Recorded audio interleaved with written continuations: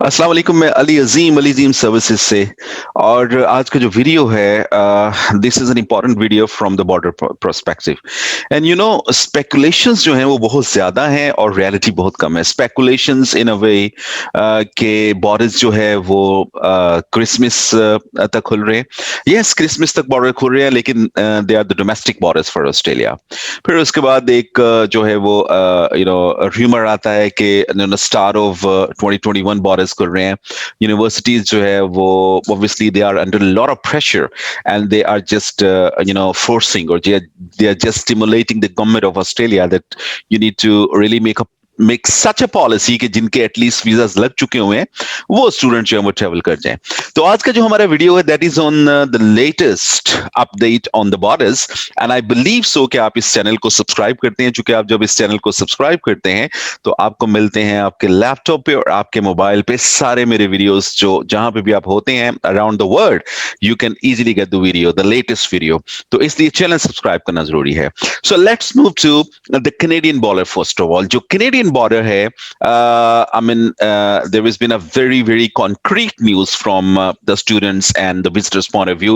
और जो PR Canada के रखते हैं लोग, वो तो ऑलरेडी भी ट्रेवल कर रहे थे विद ऑल द एसओपीज। लेकिन अभी कनाडा ने 20 अक्टूबर से अपने बॉर्डर्स को ओपन कर दिया।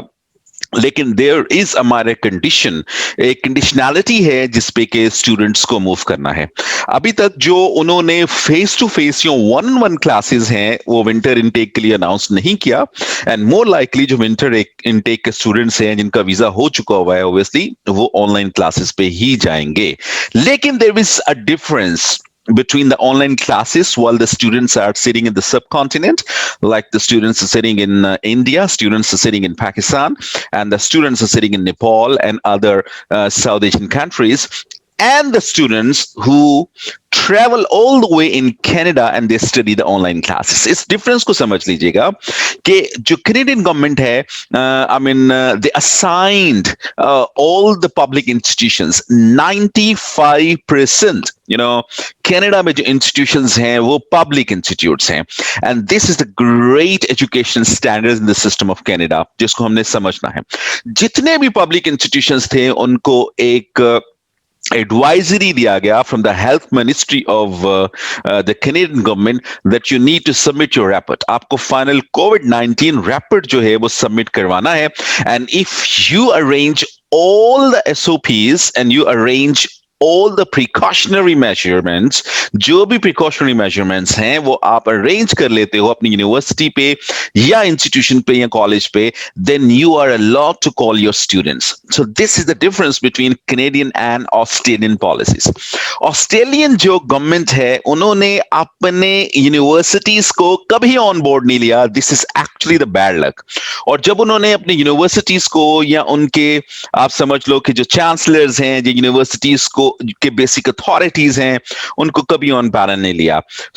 but on the other side, when you talk about the Canadian government, they always kept the main authorities of their education standards and the systems along with their decisions। और उनके जो decisions हैं, जो government के जो health के decisions हैं, उनमें पार्टिसिपेशन रहा है सारे उनके एजुकेशन सेक्टर का। This is a huge difference.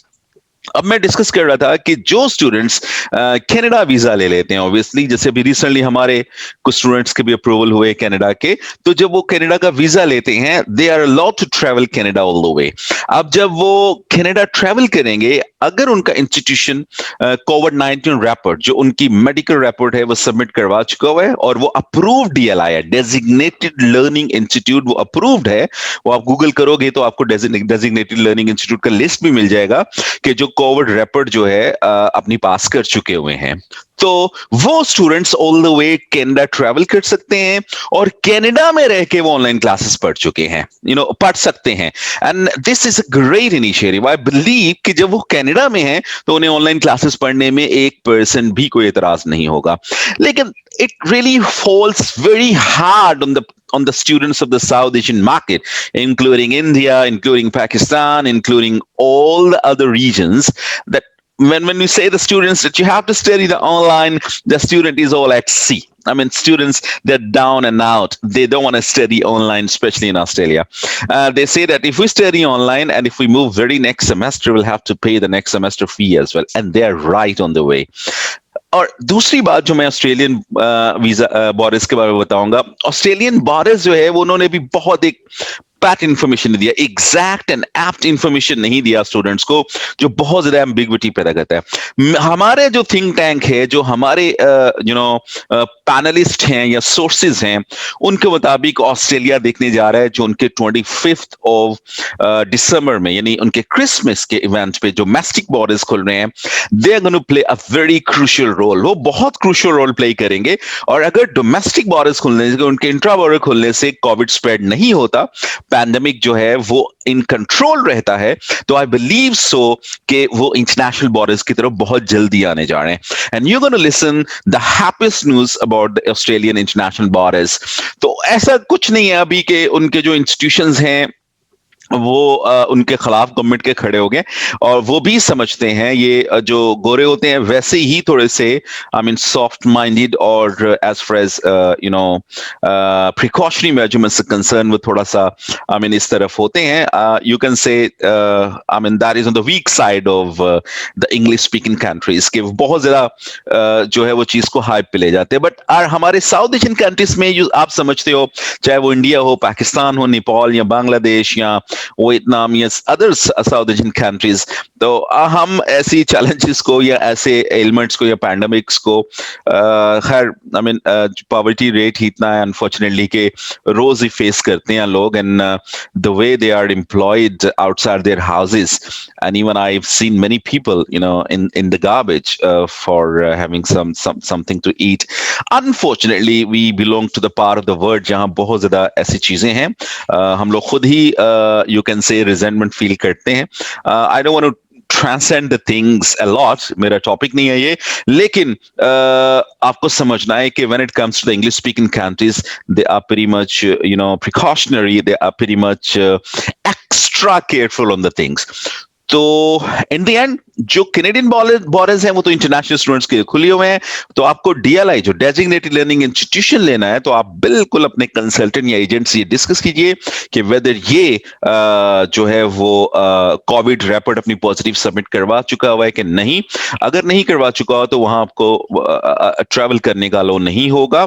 और दूसरा, अगर आप कनाडा में जाके ऑनलाइन पढ़ते हो, it won't be any you know sort of problem for you. You can study you can continue your studies back in Canada, and I believe so कि studying in South Asia, I mean that is tough or tougher than studying in the Canada even online। आपको वहां settle होने का, compatible होने का, resonant होने का मौका मिलता है जब आप वहां मूव कर जाते हो। तो I believe so ऑस्ट्रेलिया भी कुछ इस तरह की पॉलिसी दे कि जो स्टूडेंट जाएं 14 डेज की क्वारंटीन पे चले जाएं, और उसके बाद अगर उन्हें यूनिवर्सिटीज ऑनलाइन पढ़ाना चाहें तो ऑनलाइन पढ़ा दें, but living in Australia this is gonna make a huge difference। लेकिन sitting back in Pakistan, India, Bangladesh, Nepal, it's going to be very tough for the people to continue their education even online। Ali Azim और channel को subscribe करना ना भूलिएगा, हम आपके लेके आ रहे हैं नेक्स्ट जो 2 वीडियोस आ रही हैं, they are so much important videos, और वो हैं वर्क परमिट पे और किस तरह से लोग ट्रैप होते हैं कैनेडियन और ऑस्ट्रेलियन वर्क परमिट के लिए या यूके वर्क परमिट के लिए, और किन लोगों को वर्क परमिट मिलता है। These are the topics for the next 3 upcoming videos,